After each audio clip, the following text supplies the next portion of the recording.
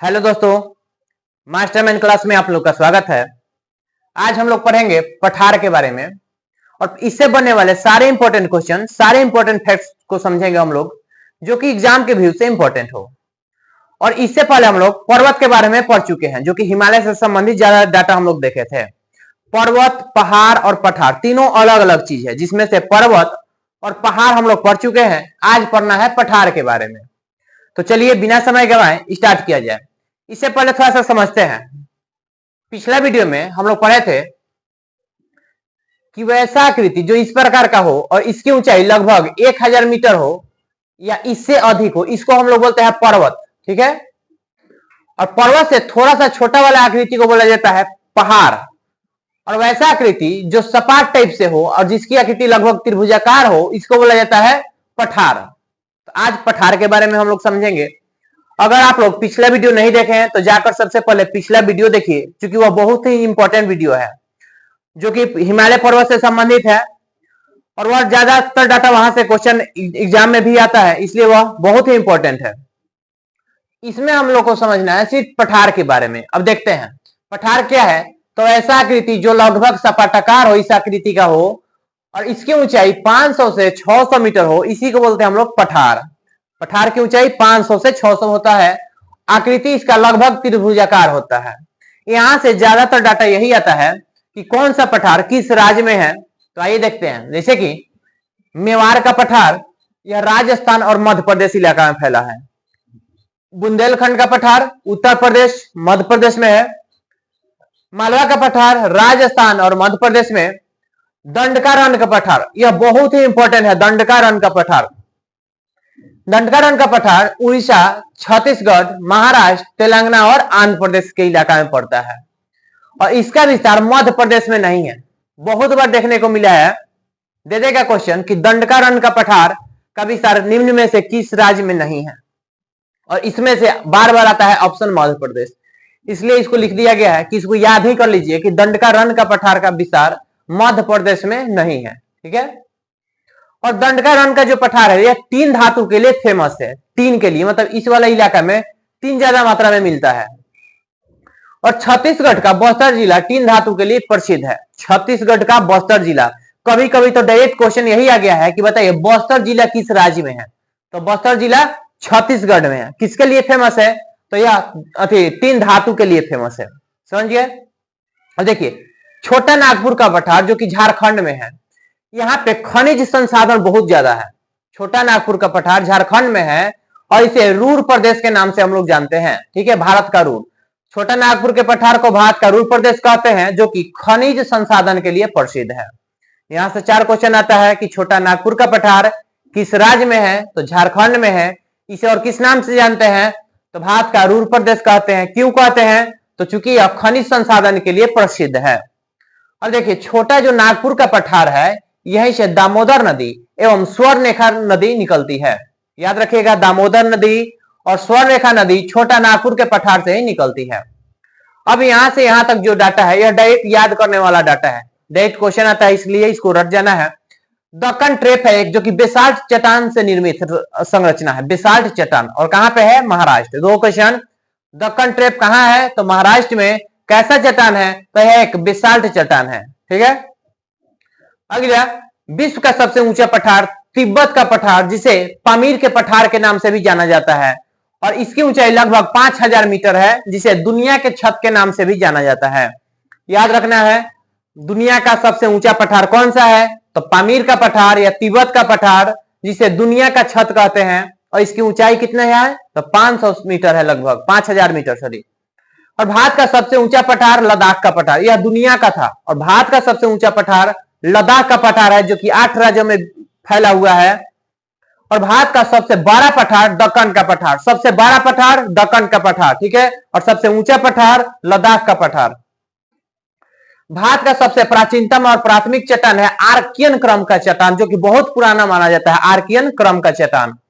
और भारत का सबसे आधुनिकतम या नया चट्टान है गोंडवाना क्रम का चट्टान। गोंडवाना क्रम का पूछा भी जाता है कि बताइए भारत किस भूमि का क्षेत्र है?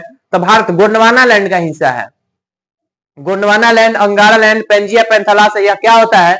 इसके लिए एक स्पेशल वीडियो बना दिया गया है। अगर आप लोग नहीं देखे हैं तो जाकर सबसे पहले वह वीडियो देखिए, वहां से समझ में आएगा कि यह गोंडवाना लैंड क्या है। और भारत का 98% कोयला गोंडवाना क्रम के चट्टान में ही पाए जाते हैं, इसको याद रखिएगा। अब यहां से यहां तक एक बार स्पीड में रिवीजन करते हैं, गौर से सुनिए क्या क्या क्वेश्चन आएगा। पठार की औसत ऊंचाई कितनी होनी चाहिए? यह होती है तो 500 से 600 मीटर। पठार की आकृति कैसा होता है? तो लगभग में त्रिभुजाकार। मेवाड़ का पठार कहाँ है? तो राजस्थान मध्य प्रदेश। Bundelkhand UP Maharashtra sorry Madhya Pradesh. मालवा राजस्थान और मध्य प्रदेश। दंडकारण्य का पठार किस लिए फेमस है? तो टीन धातु के लिए प्रसिद्ध है। और किस राज्य में है? तो राज्य में उड़ीसा, छत्तीसगढ़, महाराष्ट्र, तेलंगाना और आंध्र प्रदेश में है। और छत्तीसगढ़ में एक जिला है जिसका नाम है छत्तीसगढ़ का बस्तर जिला।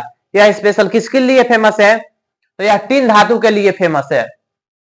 अगला है छोटा नागपुर का पठार कहां पे है? तो झारखंड में।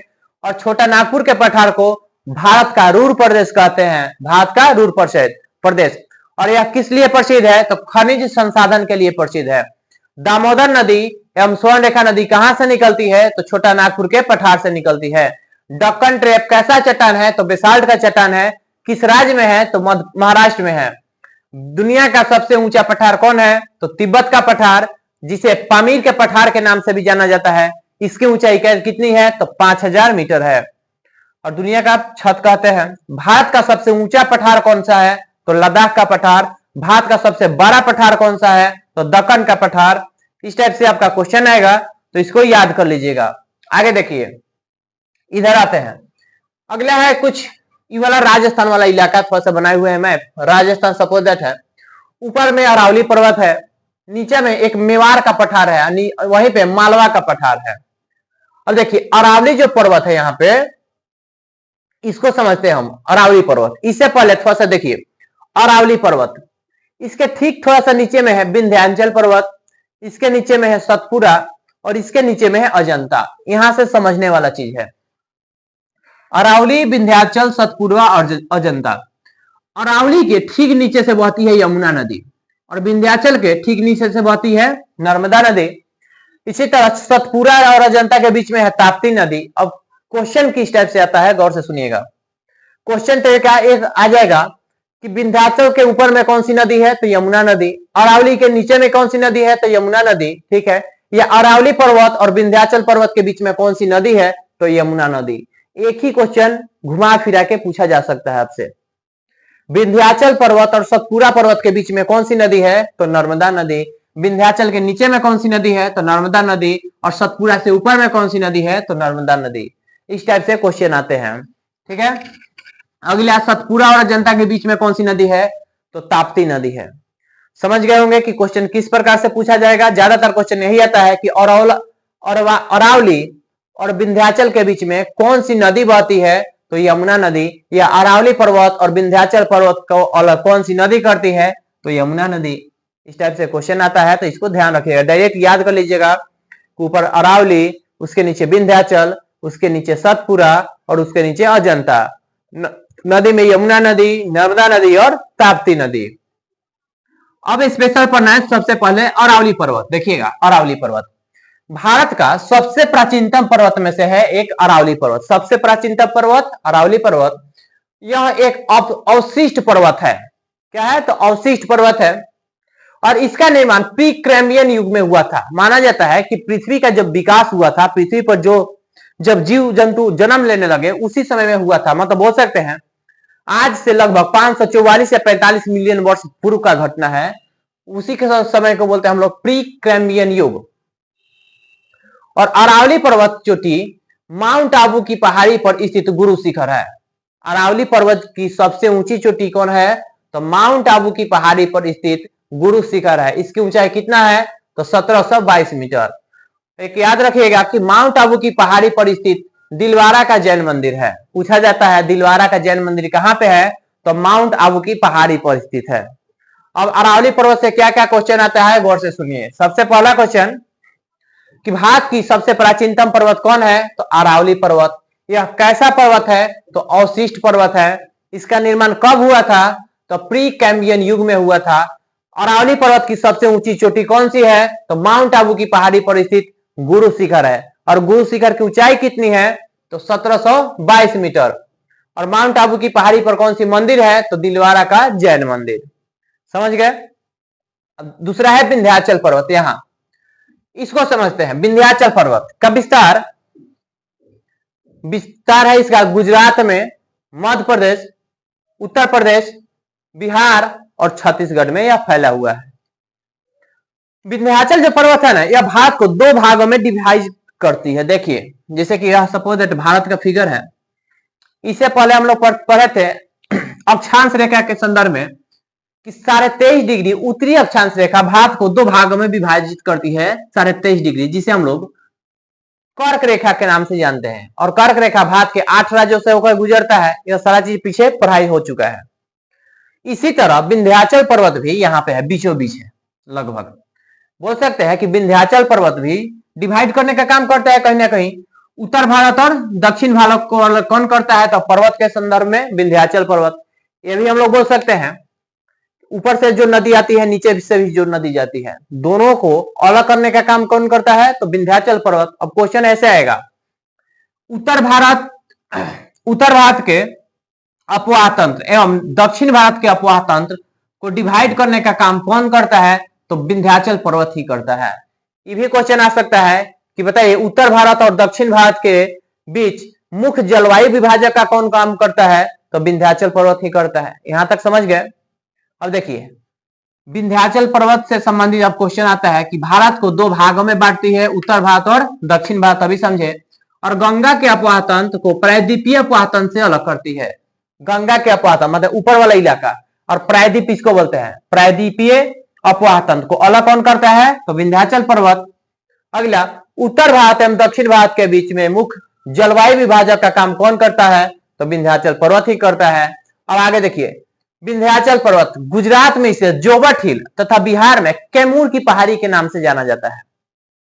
विंध्याचल पर्वत को गुजरात में क्या बोलते हैं? तो जोबट हिल, और बिहार में क्या बोलते हैं? तो कैमूर की पहाड़ी। ठीक है।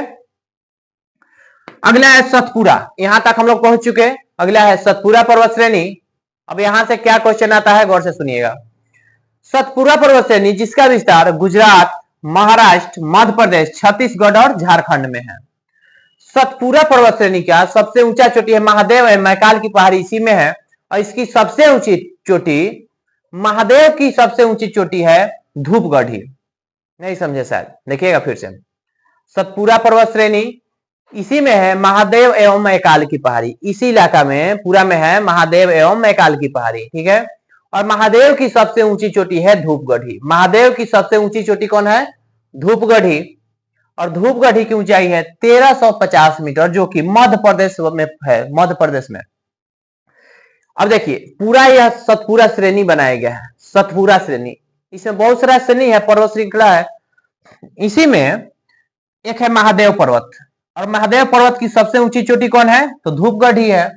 और कहां पड़ता है? मध्य प्रदेश। तो यहां से 3 क्वेश्चन बन सकता है कि मध्य प्रदेश की सबसे ऊंची चोटी कौन है? तो धूपगढ़ी है। या सतपुरा पर्वत श्रेणी की सबसे ऊंची चोटी कौन है? तो धूपगढ़ी है। और धूपगढ़ी कहां, किस श्रेणी में है? तो महादेव पर्वत की पहाड़ी में, या फिर बोल सकते हैं सतपुरा पर्वत श्रेणी में। किस राज्य में है? तो मध्य प्रदेश में है।